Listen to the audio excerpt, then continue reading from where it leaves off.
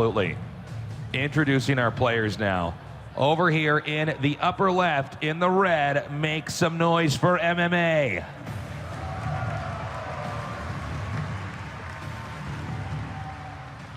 His opponent winning that last game with brilliant endgame macro. Give it up for Bomber.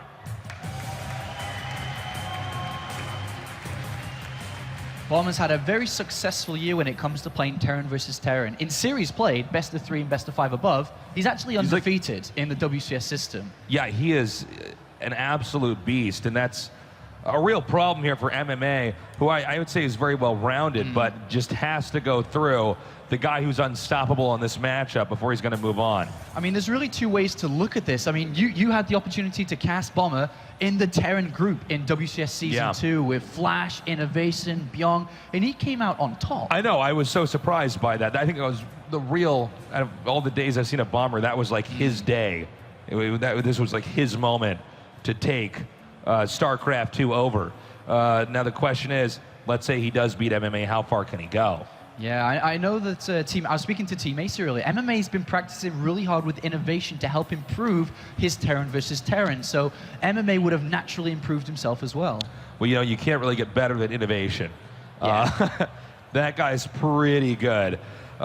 By the way, so far, mirrored builds here for both these players. Yep, gas first again, exactly like Belshir Vestige. We're going to be seeing 2 aggressive openers. This doesn't really tell us if we are going to see Marine tank from both players or Met from both players. It can still deviate in the later stages after this opening.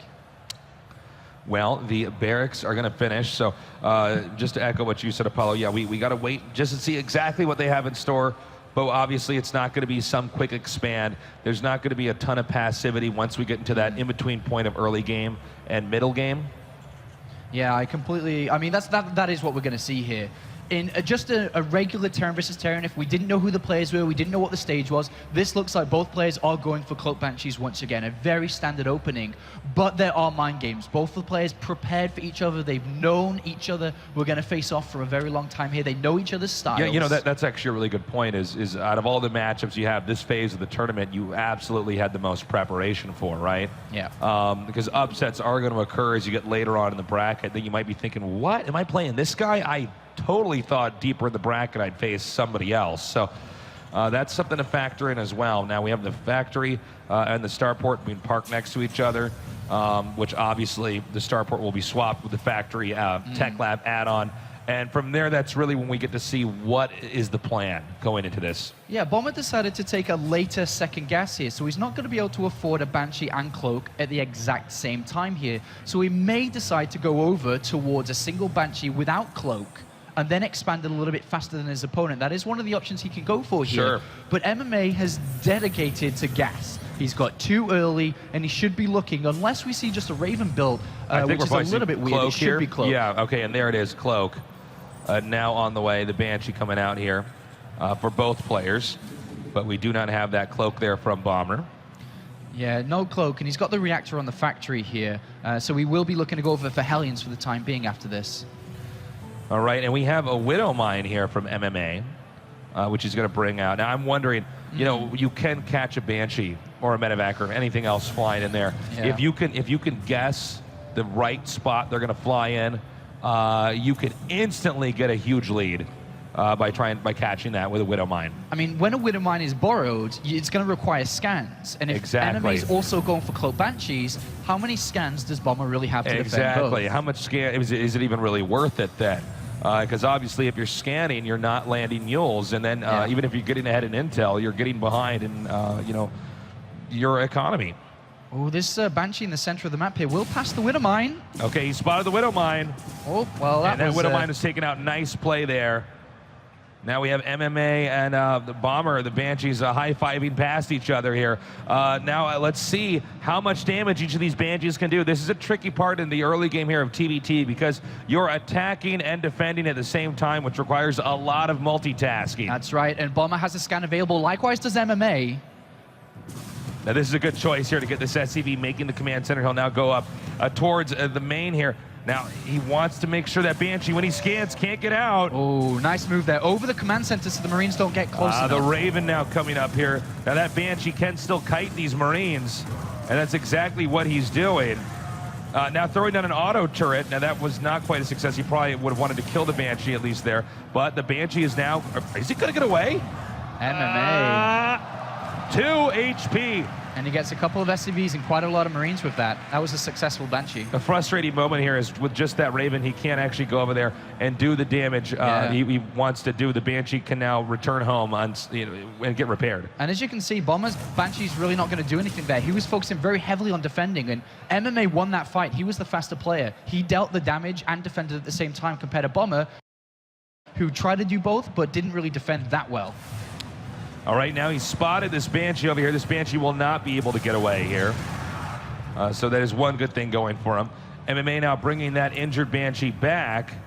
And it looks like now Bomber is going to end up getting that second base a little bit later here than MMA. But MMA did not even start his gases yet, that expansion. And the SCVs are only just now getting there. So it's not too much of a deficit, really. Yeah, I mean, if we look at the success of the Banshees, I'd favor MMA. But he also did dedicate to Cloak, where his opponent didn't. Right. So overall, it does balance itself out.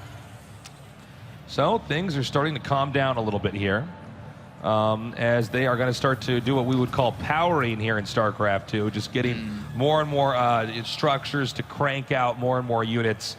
This map is going to be interesting for these two. It looks like we're probably going to transition into just Marine Siege Tank right now. From there, it's going to be a lot about positioning. This is going to be like a really fast-paced chess game. You know, if you get in one bad spot, you're going to lose. Yeah, in such a defensive map here, as long as you've got your turrets in position to defend against drops, you should be seeing it, as you described, become a positionally based game. Tanks, Marines moving around, lots of scans, identifying where your opponent's army is. And this one could actually be a very long game here. Now, another question to kind of go off this whole situation that these two players are going to be in here is the question, when do I move out and actually try to secure those important positions on the map? Because if you do it too soon and do it in the wrong spot, boom, you're done. But let's say that you're too conservative and you wait too long, and by the time you opt to move out on the map, nobody's there. By the way, that Banshee getting deflected. Then you're in trouble as well. Yeah, that's the balance, and that's where success really lies. Because if you move out with an army really very early, what happens if you get dropped at the same time? You don't have your army there anymore. Exactly. So this is going to be a really tricky here, especially for this game being game number 3, meaning the winner is only going to have to win one more game after this. You know, the pressure is really on. Now we have this army moving out here. Are these Vikings going to catch this Banshee? They do, nicely done. And it does look like Bombers so far are going to be the first to try to move out on the map here. Not with his whole ground army, but just with some of that air army. MMA coming in here now, hitting some SCVs. Yeah, that's the same Banshee from earlier on in this game. And it's come back to haunt Bomber a little bit, and it's found a sweet spot here where there's no target. 15 kills on that Banshee so far. Taking out more and more SCVs. Bomber not quite driving this out as fast as I would have expected. And you could see he's just continuing to move around here. It looks like Bomber wanted to catch potentially some drops or something like this Viking Banshee rather, outside of his base. This Banshee. Look how much damage this Banshee's doing. This is actually weird. 22 kills now.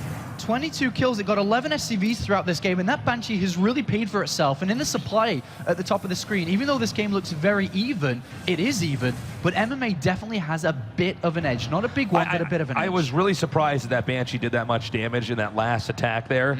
It looked like something that should have been driven out easily, and all of a sudden, next thing you know, 22 kills on it.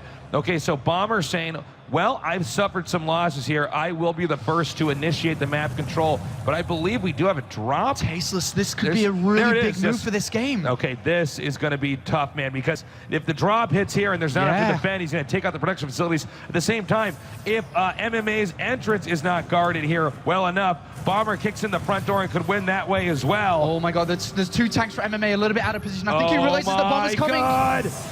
Moving in here now, stimming up and sieging up. Oh, that's a beautiful position for Bomber, really beautiful, but there is the drops on the same side on the other. They need to do a lot of damage down here. All right, throwing down these auto turrets to soak up some damage. Meanwhile, the drop from MMA a bit too late as the command center over here on the left going to go down. Repairing, he needs to keep the CC alive. Oh, the CC will stay alive for now. This drop has landed though. Combat shields is a difference between these two players, but there's almost the same Marine count here for Bomber. Yeah, the drop is just too small. In fact, he can just bring his workers here. I think Bomber may have won this game. I mean, I can't imagine Bomber letting MMA out of this caged position here. This is so unfortunate, I feel, for MMA. One single Marine spotting this army moving across the map. He could have dealt with it, but it's too late. There's too many tanks. There's too many Marines. All right, throwing down a few turrets here, but GG. Oh, Nicely MMA. done.